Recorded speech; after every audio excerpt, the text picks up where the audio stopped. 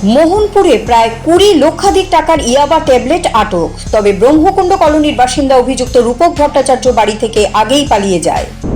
ত্রিস্তর পঞ্চায়েত নির্বাচনকে সামনে রেখে উত্তর জেলা জেলাশাসক দেবপ্রিয় বর্ধন জেলার বিভিন্ন আধিকারিকদের নিয়ে গুরুত্বপূর্ণ বৈঠক করেন। এবছরও ভারী বৃষ্টির কারণে বন্যার কবলে আসামের বরাক উপত্যকার বিস্তীর্ণ এলাকা। ত্রিপুরা বিশ্ববিদ্যালয়ের অধ্যাপকের তৈরি যন্ত্র বন্যা কবলিত বরাকবাসীর পিপাসা মেটাচ্ছে। রাজধানীর ভারতরত্ন সংঘের সম্পাদক ভিকির চাঞ্চল্যকর হত্যাকাণ্ডের মূল অভিযুক্ত রাজু বর্মনকে আনা হলো আগরতলায়। শুক্রবার তোলা হবে আদালতে। পঞ্চায়েত নির্বাচন ঘোষণা হওয়ার পর থেকেই বিরোধী দলের নেতাকর্মীরা আক্রান্ত হচ্ছেন বলে অভিযোগ প্রদেশ কংগ্রেসের। সাংবাদিক সম্মেলন করে এই অভিযোগ করেন তারা।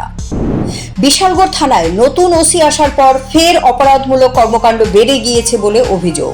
বৃহস্পতিবার দুপুরে বীরসিপাহীজলার নৌকাঘাট থেকে বাইক চুরি।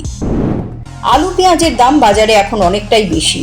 অভিযোগ, খুচরো ব্যবসায়ীরা অতিরিক্ত মুনাফা অর্জন করছেন। তাই মহারাজগঞ্জ বাজারে সদর এনফোর্সমেন্ট অভিযান চালায়। কর্মসূত্রে বেঙ্গালুরু গিয়ে উত্তর জেলার কদমতলার এক যুবকের রহস্য মৃত্যু। এই ঘটনায় মৃতের 3 বন্ধুকে আটক করে পুলিশ। জিবি হাসপাতালে গিয়ে সঠিক পরিষেবা পাননি বলে অভিযোগ শাসক দলের এক মণ্ডল সভাপতির। তাই তিনি ক্ষোভ ব্যক্ত করেন। আমতলী থানার সদর জেলা কংগ্রেসের ডেপুটেশন। অভিযোগ, দলীয় কর্মসূচি শেষে বাড়ি ফেরার পথে শাসক দলীয় দুষ্কৃতীদের হাতে আক্রান্ত হয়েছেন তারা।